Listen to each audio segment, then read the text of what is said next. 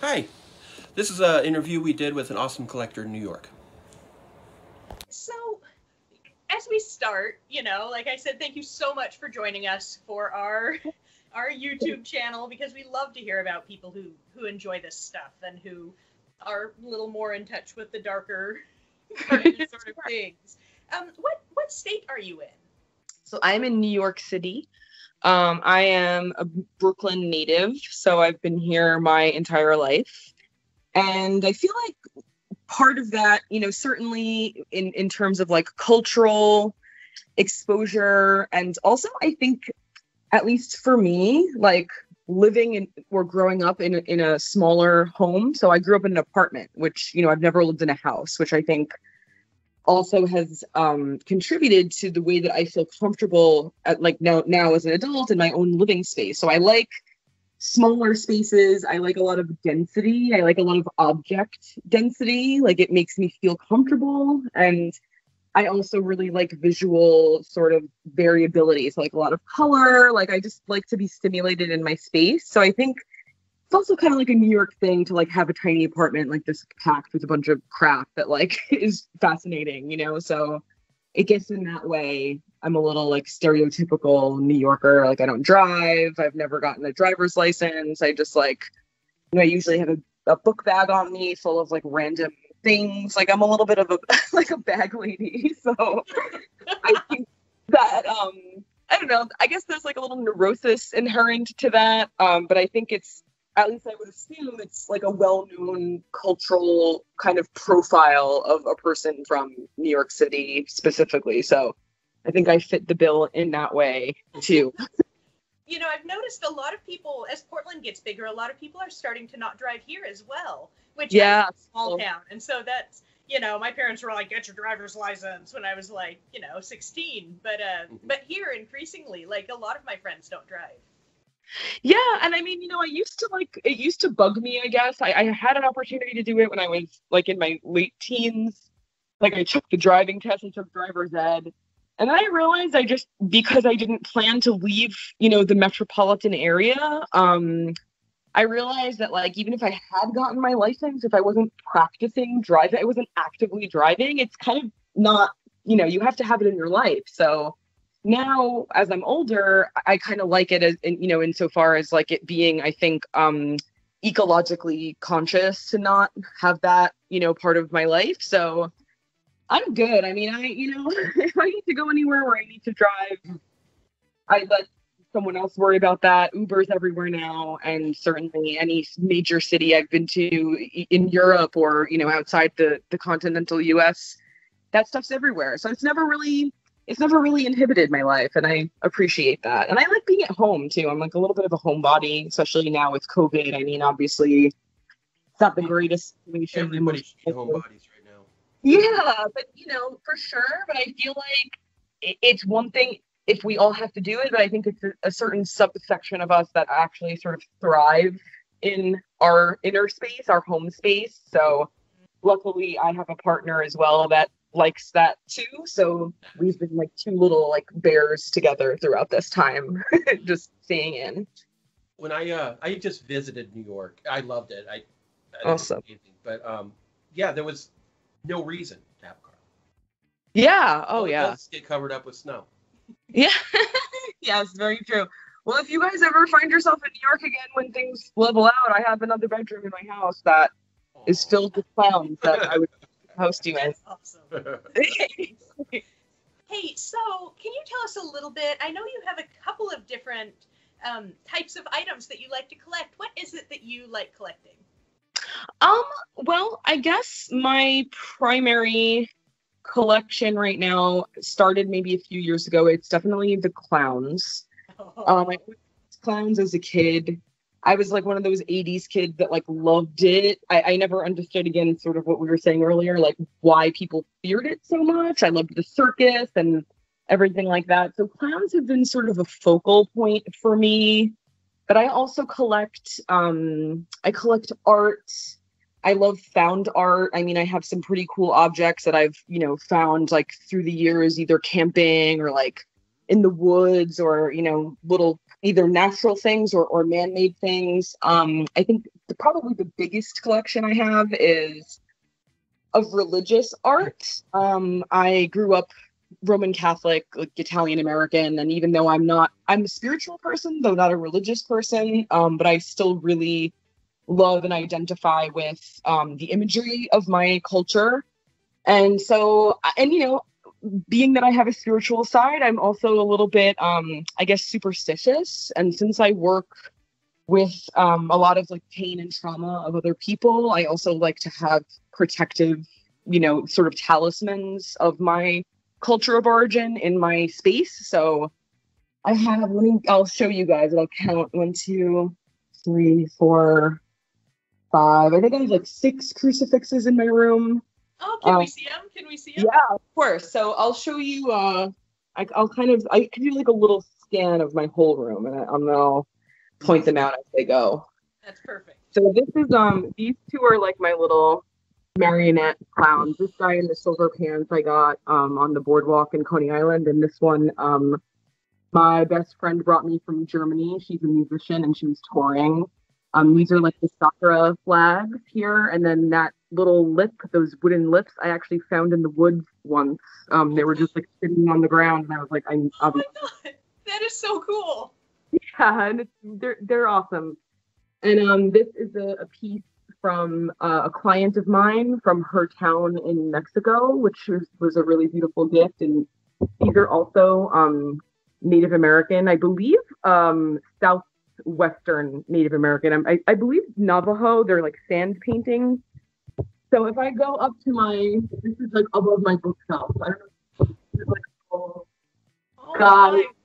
a light bulb head. And my partner, when we first started dating, brought this to me for my birthday. In like a bag full of like garbage. Like, it was so weird. He's like, I got you, and I was like, well, obviously I have to marry you because you're crazy. And so this is crucifix number 1. It's small and wooden, and I don't know if you can see, it has like those little it has like these little like tin charms like punched into it. It's pretty high above my shelf, otherwise I'd take it down. And I got that in Mexico. Wow. And then do you know any history behind it? Like, do you know who made it, or does it have any special meanings or anything? I don't know the origin of it. I mean, all over Mexico. I was in Tulum for, like, this was a while ago now, for about a month, and so they have all kinds of really beautiful like artisans there that do these really beautiful. And since I love religious art, I just like picked up the things that were standing out to me. And then this is also from Mexico, but I didn't get it there. Like a vintage, I guess, from the 70s, like a Jesus painted on velvet. That's really beautiful. And then I have like my antique Mother Mary. I believe she's like from the 1930s. Oh, wow. Yeah, and I guess mushrooms, I think I did mention, are another one of the big collecting pieces. But I'll show you. I'm like kind of going all over the place, but this is these are seashell lamps. I don't know if you're familiar with this type of. They were kind of like, I think in the 50s and 60s, they were sort of like boardwalk, souvenir type things. Mm-hmm. Sometimes they have like, Florida, like seashells on them, but they had religious ones, and that lights up, but it's not exactly plugged in. And then there's my little bunny. Does it light up? So it lights up with an electric light instead of a candle? It does. It does. And you know what? I see it. Oh, it's not. I'm gonna figure that out later. But this too. So this is like a boat, like an Amish boat shelf that I was given for my anniversary this year. And so I have this Mary also lights up. It has like a little drawer in it that's like really cool. It's kind of stuck, and she glows in the dark too.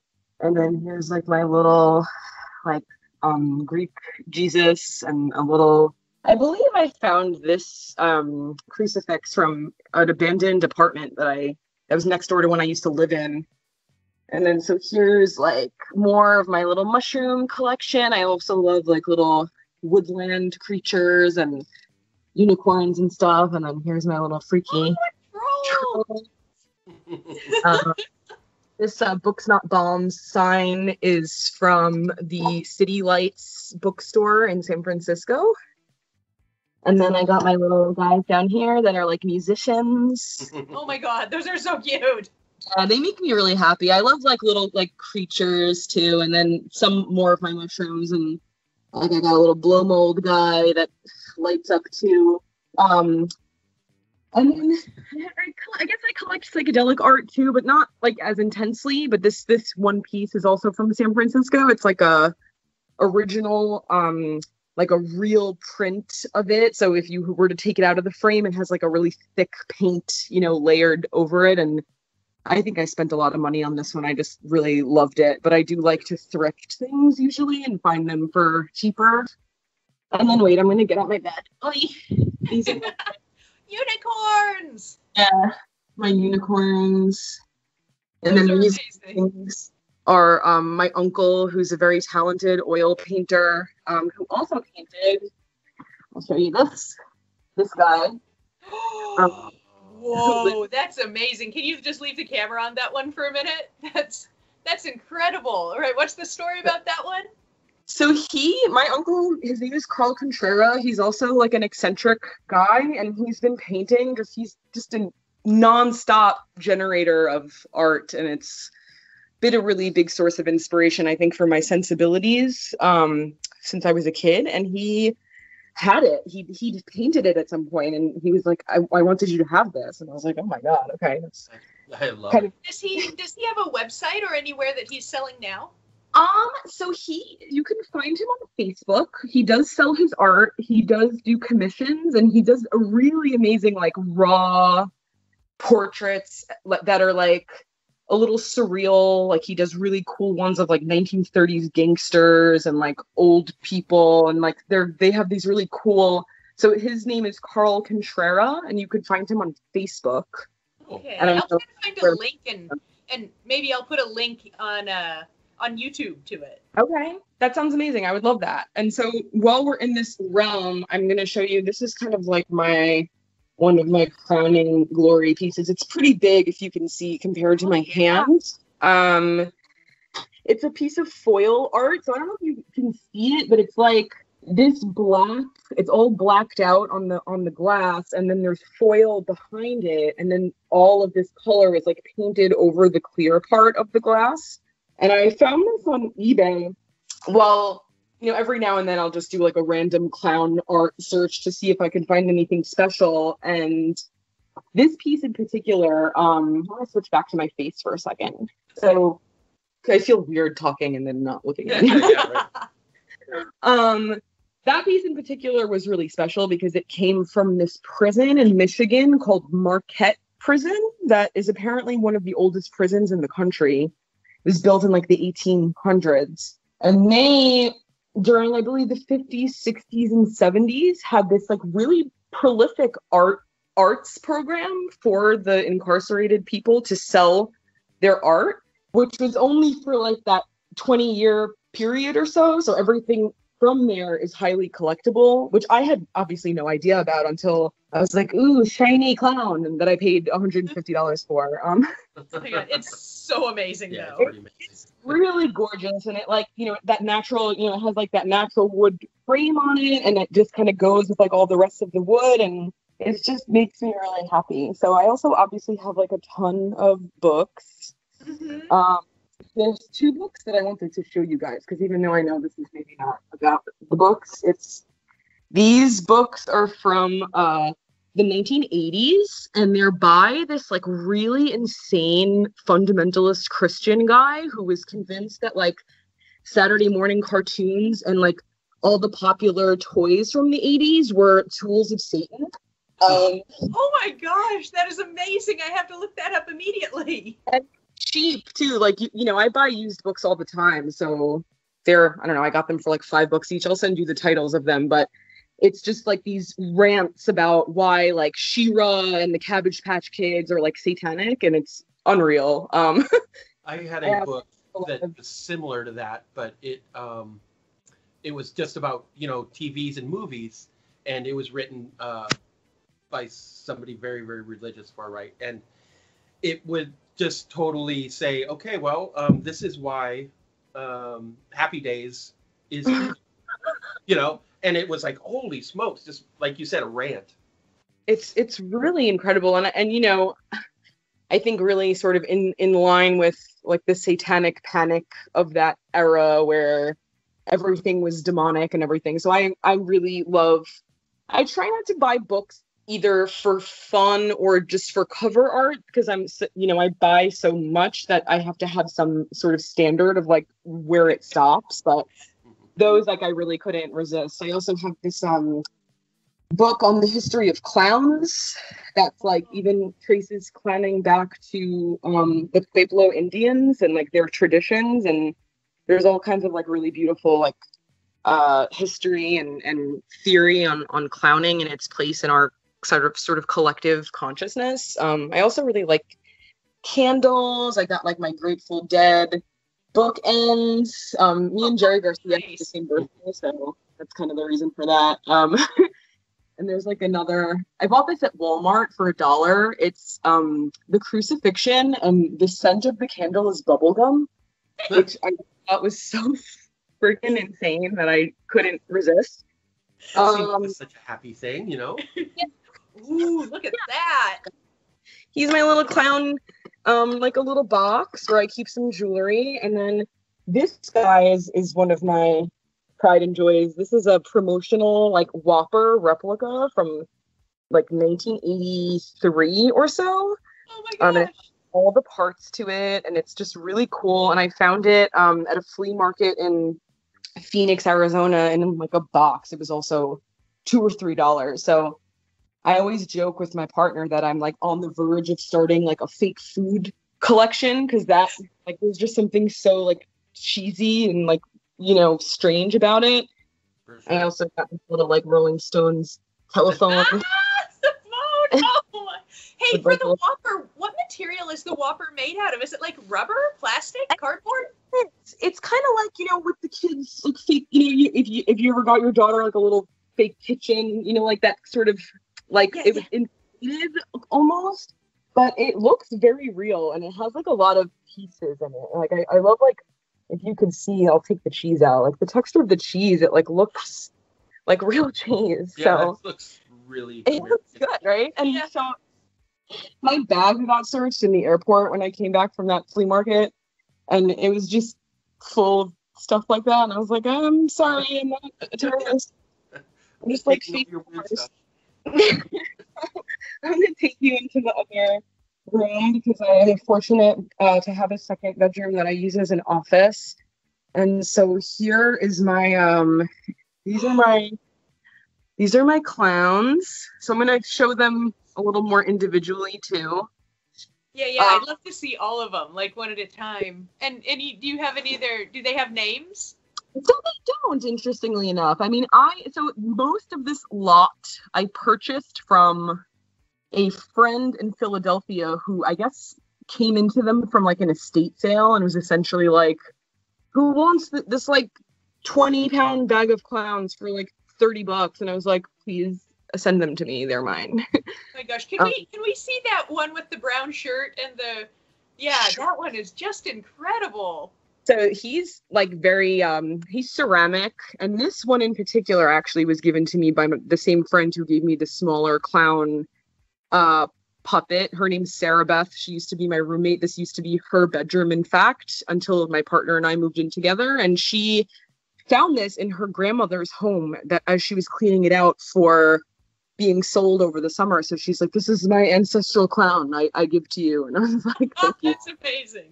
Smells like a grave, which I always really like, that like soil scent.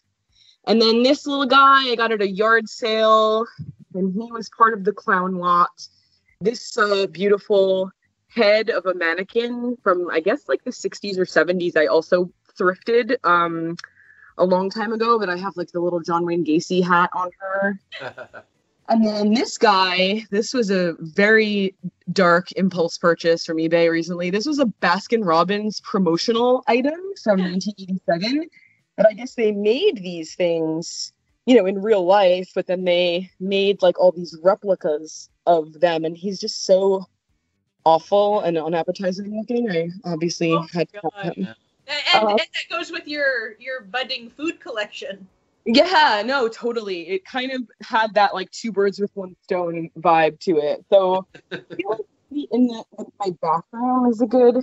So I have like this is a good friend of mine got me this like hook, you know, latch hook, I guess. Kind of he looks like a Bozo, at least this guy does. And it was funny because right when Bozo the Clown died, which I think was a few months prior to the pandemic, it was the day that my friend gave me this. So I was like, it's a sign. Oh, there's a cat. Kitty. Okay, and then above my mirror are my like disembodied heads of, I guess, you know, also in craft lots you find these sometimes. Like I have a bag somewhere else with all the hands and feet that are also separated. Those are such an interesting style. Do you have any idea about what decade they're from? I would assume probably like the 70s, because I know a lot of in like craft stores and stuff but I imagine maybe the mold is probably older. A lot of those things were mass produced in those days, and then maybe they would come with like a little instruction booklet on how to crochet a body for it or something like that. Oh, okay. Yeah. And then I have this little guy. It's a sign that says, please brush your teeth, hang up your towel, pick up your clothes, flush the toilet, turn off the lights, and remember mom loves you. I love it. I could use one of those. They're really useful. And then this is one of my best friends. Her name is Aaliyah. She's an individual. That is amazing. She did a photo shoot on the beach to give to me a photo framed, and this is like my toilet Elvis. Your toilet Elvis. I have a kitchen Elvis. Oh, nice. And then this is like another sort of blacklight poster that my roommate left here, but it's really beautiful. It's like a little Garden of Eden depiction of like a man and a woman like up on the hill here in some sort of like sexual ecstasy. And then I've got one more cool blacklight poster over here that's like kind of like this wild man on a motorcycle. Oh, I love him. Yeah, and you could see like there's a lot of little like mushroom people down here, like a little goblin on a bicycle, and I just love these like details. I mean, I could, you know, I feel like that was sort of a different era of my life where I had more of that type of thing. And now I'm not as into it, but of course all the stuff that I still have, I love. And this is like my beautiful unicorn mirror that looks incredible. Mirror that's like really beautiful and frosted. When I was an actual child, not just an adult child, I had a ton of unicorn stuff. I mean, it was unicorns, and I had pieces of furniture shaped like unicorns, and so, you know, I'm just trying to keep the hope alive over here. And I really enjoy, just like I said, like that visual variation, and it's like very mysterious. I feel like it puts me in a really nice like imagination space. I have a lot of crazy dreams in here. You know, it's like kind of very, I definitely believe that objects can trigger, you know, psychic, even unconscious psychic sort of processes. That's why whenever I see a person in a room that like is really plain or doesn't have anything on the walls, I'm like, what's like in your mind? Like, what, you know, must be, I can't be that like interesting. You know? Yeah. I've got a painting of a look clown. like that. I don't get it. Yeah, look at I don't know if Brian's you can see it. painting would go with yours. Can you see his clown? Oh, hell yeah. It's like an Emmett Kelly looking guy. Yeah. So cool. He's pretty fantastic. I love it. And, you know, I honestly, as I'm sure you guys could probably relate, it's, even though I like a lot of, you know, density and objects, I also like to connect to my objects. So I like for them to, you know what they are, where they are. Because when you get in that high of like acquiring, it can be really hard to like put a cap on what you end up bringing into your house. And, you know, I also believe in like the power of objects, and I try to consciously choose them because, you don't necessarily want to bring something in your house that's like a little energetically unclean. So We've definitely I ended up with a couple of those. Yeah, well, I was gonna ask you guys about that. If I can ask like you guys a question, just because I was wondering, if you have like a ritual for bringing stuff into your house, whether, like doing it sometimes, doing it all the time, and if you've ever had any weird experiences like related to your objects. Yeah, we have some psychics that we consult with if we have any concerns about an item. We live in separate homes, and so Oh, if one of us is uncomfortable or having nightmares, or like sometimes I'll just have a bad feeling, then we'll actually narrow it down by moving some of them to the other house. oh Um, wow, okay. And we keep items that may have a negative energy because we have quite a few clients who actually want that, who seek that out Right. because they feel like they can work with that, or they want to learn about if they think there's an entity in there, then they want to learn about that. And so we don't decline them or get rid of them if they have a negative energy, but some of them certainly move to the basement.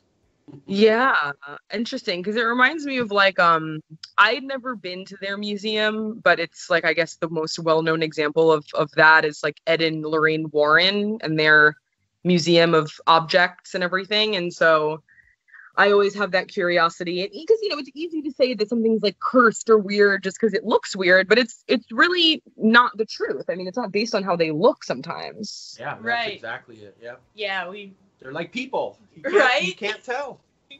They're totally like people, and it's true. I think a lot about that type of thing, and certainly so the where I sort of draw my limit, I guess, is outside of something like the chakra flags that I showed you guys, which are like mass produced, and I got them for pretty cheap, and I also integrate that into my belief system. But I won't keep any religious objects of a culture that's not my own.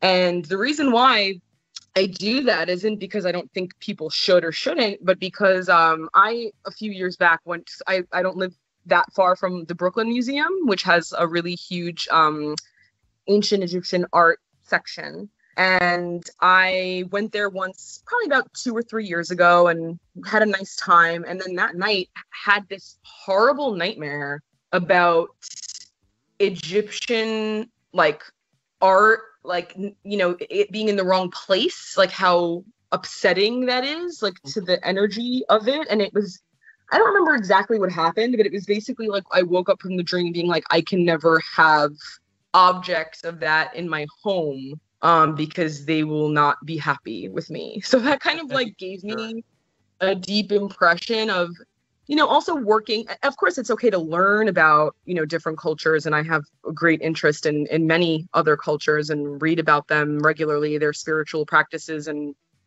supernatural beliefs and everything. But I think in so far as symbolism, like you have to, if you're attracted to symbols, working with ones that like resonate with you or that you understand. That's why even when you said like some people want haunted things in their house, and I'm like, okay, good luck.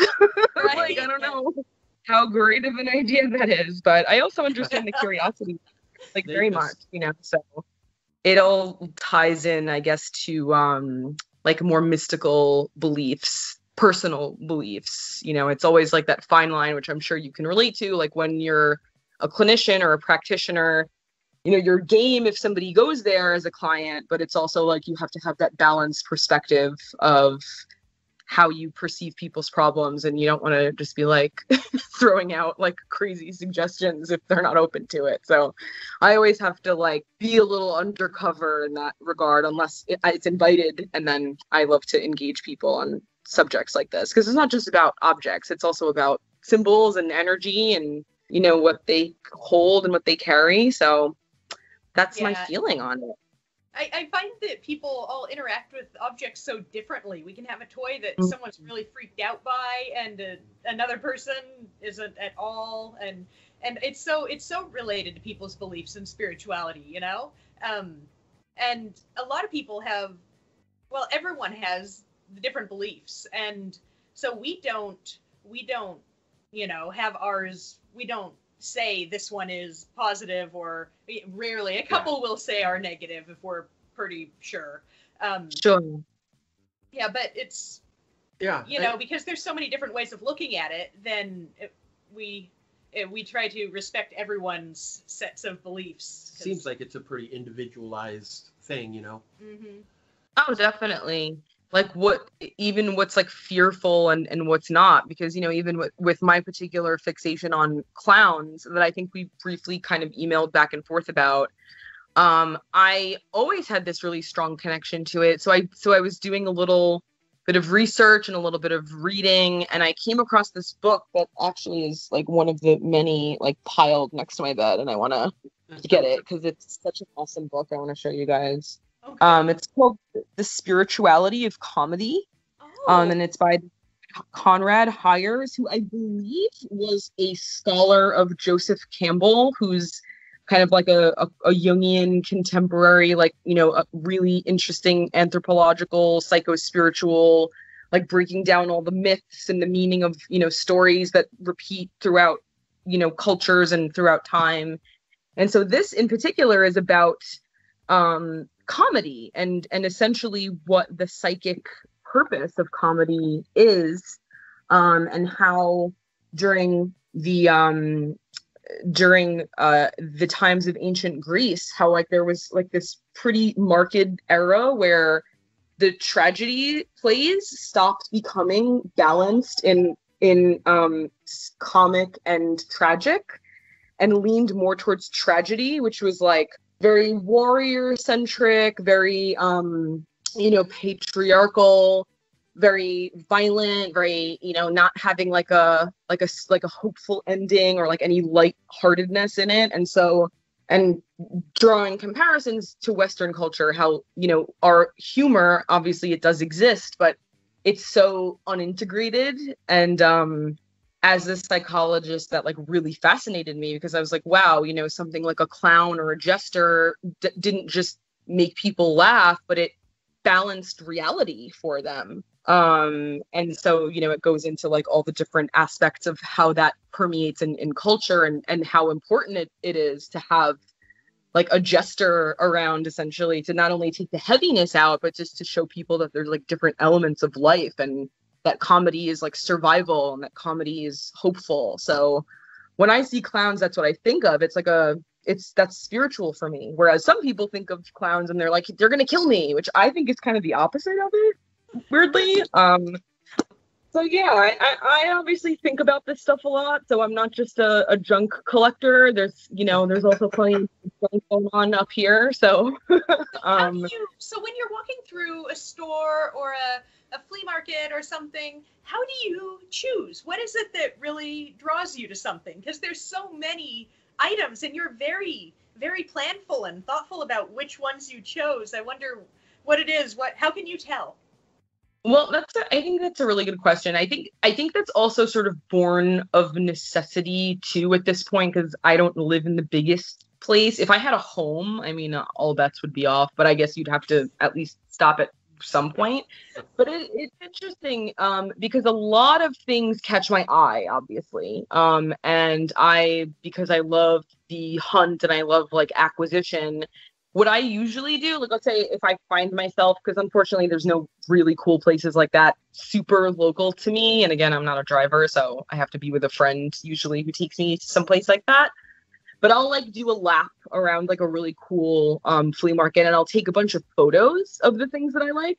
And then it will depend on just if I have space for it. I mean, it would really depend. Like, let's say if I found something in the wild, like that foil painting, I would definitely just be like, I need to bring this home with me. Like, there's no question about that. But there's also like mad cool, like little things like all the time. I mean, of course. And so I'll take the photo and then I'll like think about it. And then sometimes the picture's enough, because again, like I'm a very visual person. So I'll be like, okay, I can look at this anytime I want.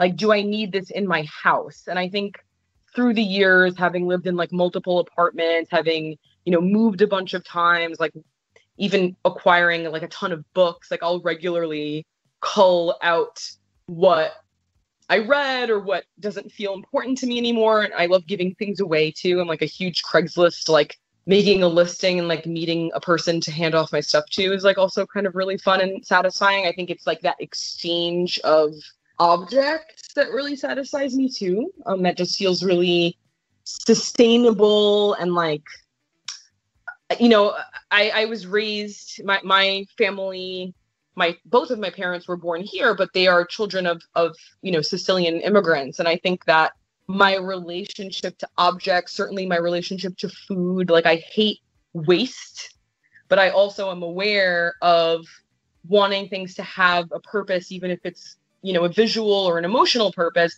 but I do want to connect to all the things that I have. So in, you know, that being said, when I go somewhere and I see a lot of cool things, I really try to imagine how much it would end up, you know, meaning to, like, is it just a visual thing? Is it just, you know, it's like anything. It's like you see a cute guy and you're like, is it love or do I just need to look at you for a little while? You know? That's perfect. I know just what you mean. Yeah. And, you know, possessing things really has that quality. Like, I think the more mature you get, or even the more you understand love, you have to make the distinction between wanting to hold on to something or wanting to possess something and wanting to like really have it in your life. So obviously it's an emotional process for me, but it's also about impulse control and like really connecting to my desires, because if I was going on pure impulse, I would be like in an avalanche of clowns, and instead I'm just sort of in one. So what are the top 3 items that you have that really speak to you, that have really just the right energy?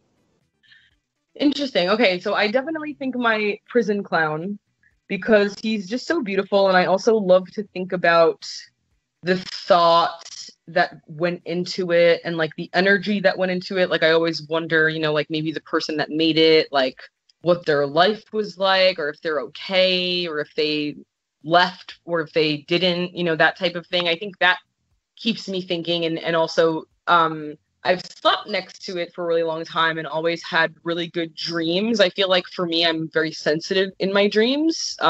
So I would be more, you know, it kind of passes the test of energy there.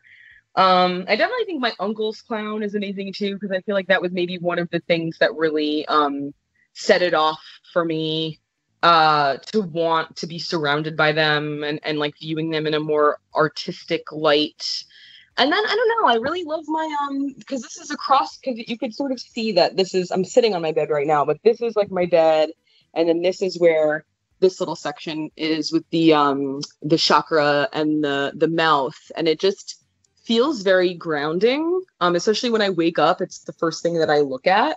And that section of my room always feels like very receptive back to me. I never really tire of looking at it. And of course, the chakras are the parts of the body that contain energies, you know, spiritual energies, like inherent from like our tail to the top of our head. And I think about that a lot, and it makes me check in with my own feelings, you know, like maybe where I'm blocked, or if I'm feeling, you know, emotional pain. I like look at the colors or look at the symbols. I find myself looking at that a lot. So I love all my things, but I think those 3, you know, probably are the top 3. It almost looks like it's smiling at you too. Yeah, it is. And it's funny because I found it when I was dating this really troubled person.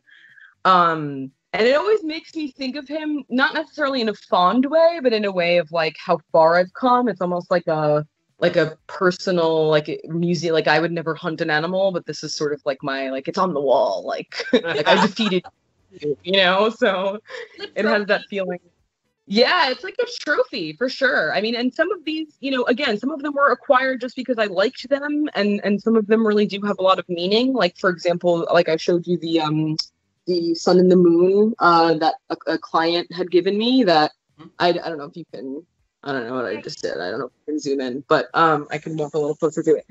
But she obviously, without like sharing too many details, was a very important person to me, and one of the first clients I ever had that I had very intense, you know, sort of mutual healing with. So that obviously has like a lot of power to it as well. So I try to keep it like that. I try to be familiar with my objects and to sort of get to know them. And again, some of them have that deeper meaning and some of them are just beautiful. But I think the more you live in a space, especially a smaller space, you sort of like infuse the objects with your energy and your meaning. And I just love it. It like fits right into like my work and why I enjoy my life and certainly why I enjoy being home. I never like tire of looking around, you know? Yeah, that's wonderful. That is wonderful to have that sort of relationship with, you know, a set of objects that really speaks to you. I get it. Oh, Like, yeah. a few years back, I had a small apartment, and you have to be kind of choosy of what is going to influence you while you're living there, and I had to put a lot of art and things away, and it was nice to finally be able to bring some of that out, and yeah.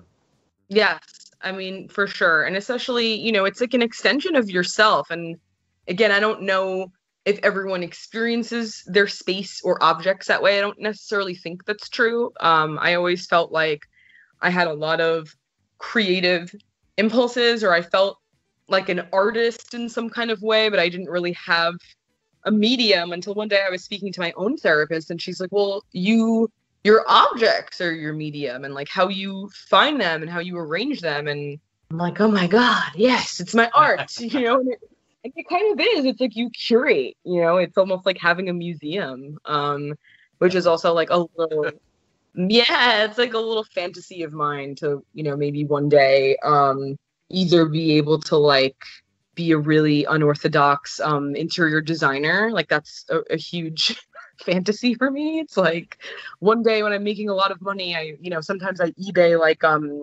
old neon, like from the 50s and 60s. So one of my fantasy acquisitions, I was just talking to my partner about this the other day, is like the old chow mein signs from the Chinese American restaurants with like the neon and the lettering, and like that's like huge. It's like, where are you gonna put that? I'm like, I will have a space someday to put it, or the outside of your building.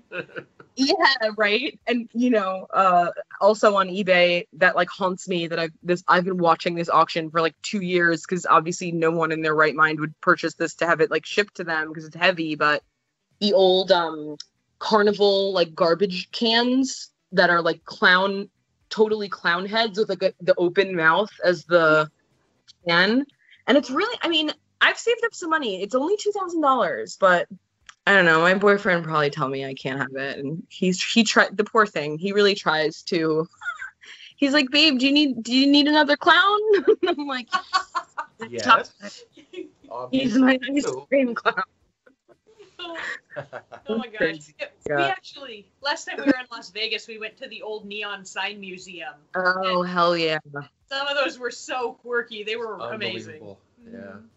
They're so gorgeous. I love Americana too. Like I really do. If I could probably show you like a really quick corner of my kitchen, because it's sort of not really related to what we've been speaking about. But it's just one little piece I can show you. I'm gonna flip it over. It's like kind of like a deli. That is so I got cool. That is very cool. You have the coolest house I've ever seen. Oh my God, thank you so much. That's so nice to hear. Awesome. Yeah, this neon works. I found this at an estate sale. It was $5. They didn't know it worked, and then I just bought it off them for $5. I mean, it was filthy. I had to clean it off, and then this one, it's like the top of a Snapple refrigerator, in like a pizzeria. Yeah. Oh my gosh, look at that. Yeah, that is so cool. It was so that was in the trash of a pizzeria near me that is now gone. So I like plucked it out because I wanted to remember it, because I like the pizza place. And this sign is also from a defunct pizzeria in Greenpoint that was very well known and very old. I think maybe at least the 60s. And the guy was like this really old, interesting deaf guy, like this Italian guy that couldn't really speak.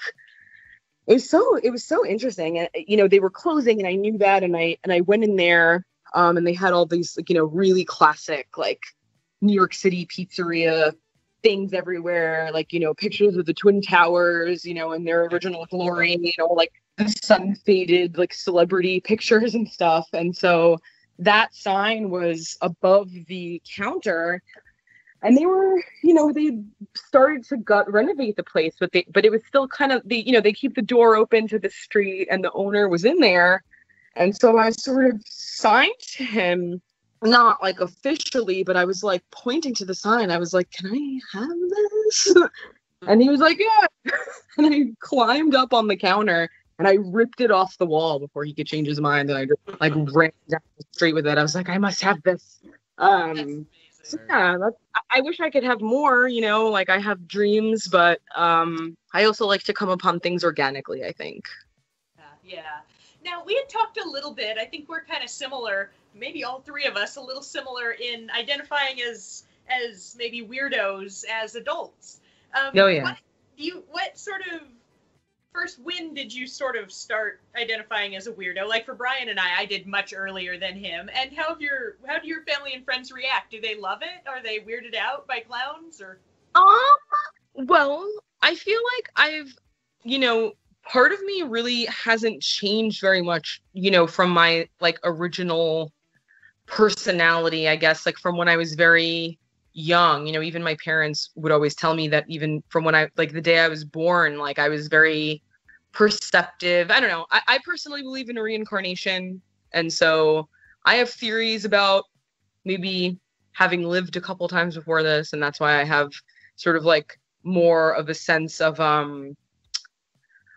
I feel like a lot of the rules of society or what's like expected from me, like I've just never understood them. And that being said, I also never really had like any truly self-destructive, I mean, I smoked a lot of weed, but, and I don't anymore, but I never really like had an anti-authoritarian or like violent sort of reaction to the structure of the world. I just kind of knew that it didn't have to be mine. So I always had those sensibilities. I started, I think, and then I was in bands for a couple years, and I guess, I cared about looking cool and like being cool, and I still was into the stuff I was into, but I was, in my 20s, like a little, I think once I exited my 20s, I started caring also less about, not that I don't care about my physical appearance, but I just didn't, the way I physically looked wasn't as important to me as just what I was interested in. It didn't become part of my identity anymore. So I think probably that I could pinpoint that era, maybe late 20s, earlier 30s as the age where I was like, I really don't care about being cool or hot or like mature or whatever. Like I had my personal goals and I achieved them by, being in my career, and that was important for my like growth and maturity, but I never stopped feeling like a kid.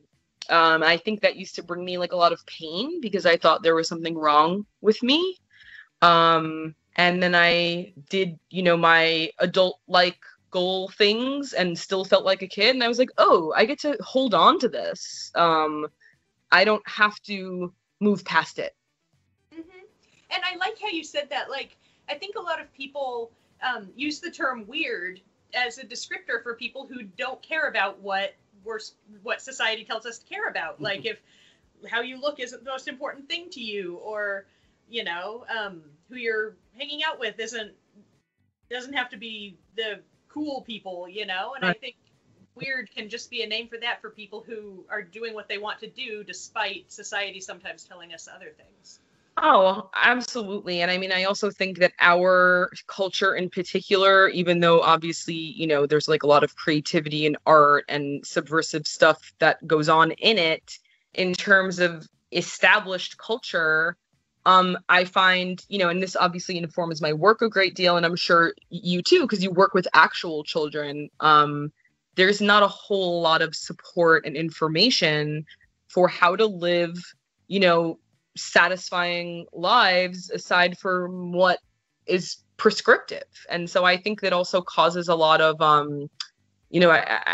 similar to what I had gone through, like a lot of emotional pain, a lot of existential pain, to not have creativity allowed in your life or allowed for everyone. You have to like go to your job and, like the old Bukowski thing, it's like, it's like being dead essentially. I mean, you really can go in that direction. And I had lived in that world. I had been in corporate America for, I don't know, probably about 5 or 6 years in my earlier 20s. And I met a lot of cool people, but that were just so shut off from this part of their life. And as I started connecting more to this part of my life, like even against the grain of that pressure, like I had one job where people thought I was a witch, that I like, I swear, like, and then you think of the psychology of, like the Salem witch trials and stuff, and you're like, it really did not take much for people to just totally turn on those that had like inner lives going on. It's really crazy.